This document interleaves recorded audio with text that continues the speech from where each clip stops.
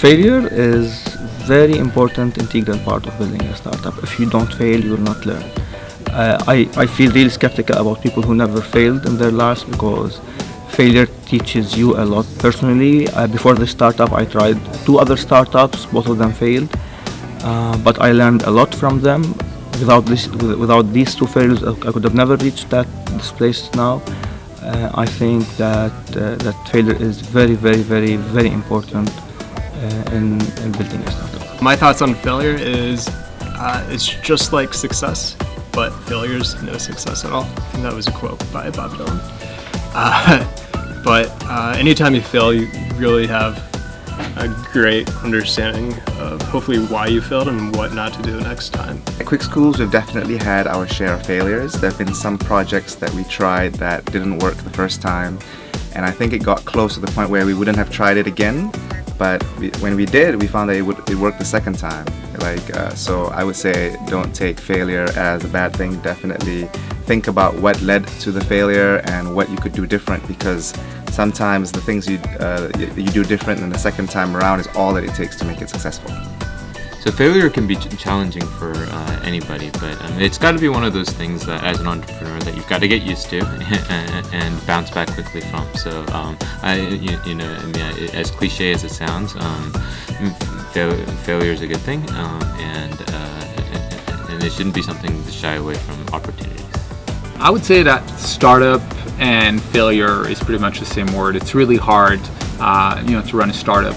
I think the most important thing for an entrepreneur is to know when things are going wrong and to be able to change and pivot.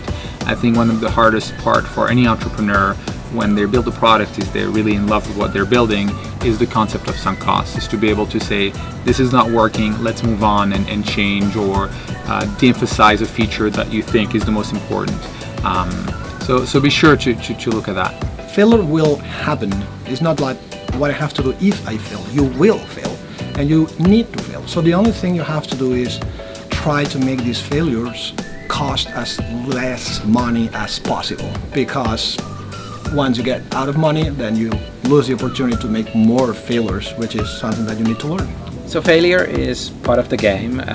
You should always be expecting to, that whatever you try, you may fail, and when you fail, just kind of try to learn from that, but don't linger in the failure. Just take it as an opportunity that you had and you didn't take, and then move on to the next one.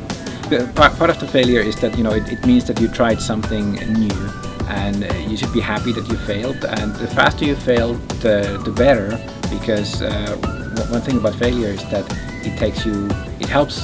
It's kind of like taking a step, climbing up to the next level. And the more you fail, the more chances you have of actually becoming successful.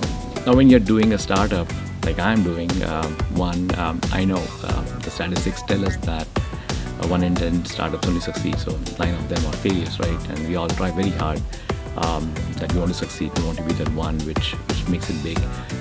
So know very well that I think personally I feel that the journey of getting there is more important than the end result, because you're doing the startup, it might work, it may not work, but I'm going to learn a lot out of it, and that's going to help me in my next venture that I take up.